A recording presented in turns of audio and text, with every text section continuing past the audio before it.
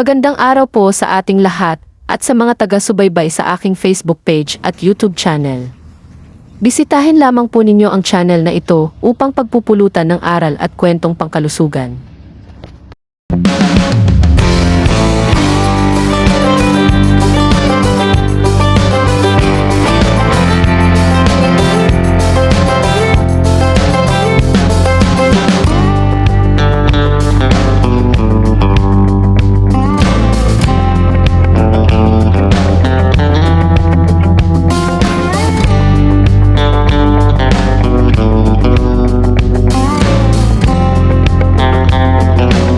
Dito sa channel na ito, aming maiging pinag-aralan ang mga impormasyon at detalyadong bagay hinggil sa mga produktong madalas nating kinakain araw-araw at kung anumang nutrisyon ang nakukuha nito sa ating katawan.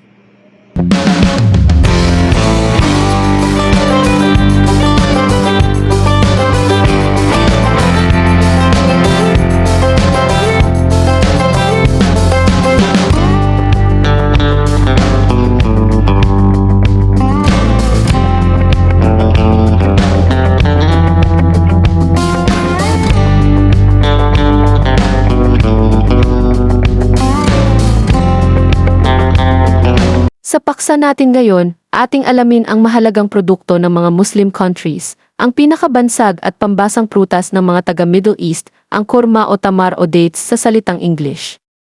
Pero bago ko ipagpatuloy ang video na ito, inaanyayahan ko po kayong i-follow ang channel na ito.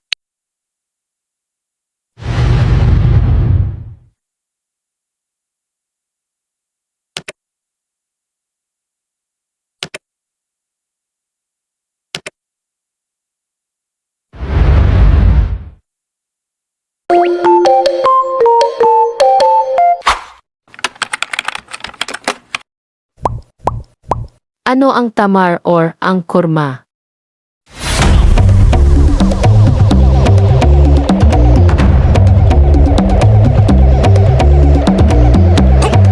Ang tamar or kurma ay ang Arabic fruits date. Ang tamar o ang kurma ay isa sa pinakamahalaga at pinakamatandang prutas na naugnay sa gitnang silangan at kasaysayan ng Islam. Kapansin-pansin ang mga uri ng dates o tamar ay mahalaga, ang panguhahing pinagkukunan ng pagkain para sa halos lahat ng pamilya sa gitnang silangan. Ang prutas na ito ay matamis, tinatawag nila ito sa English na date palm, o sumisimbolo ng tagumpay, kapayapaan, at ang buhay na walang hanggan. Isa ito sa pinakamahalagang prutas ng mga Muslim sa buong mundo. Ito rin ang prutas ng kanilang propeta ayon sa sinasabi ng Quran.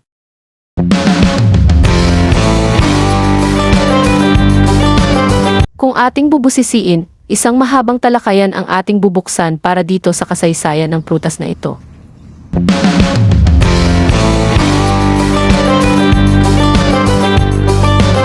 Ano ang pinagkaiba ng date palm at ang palm peas?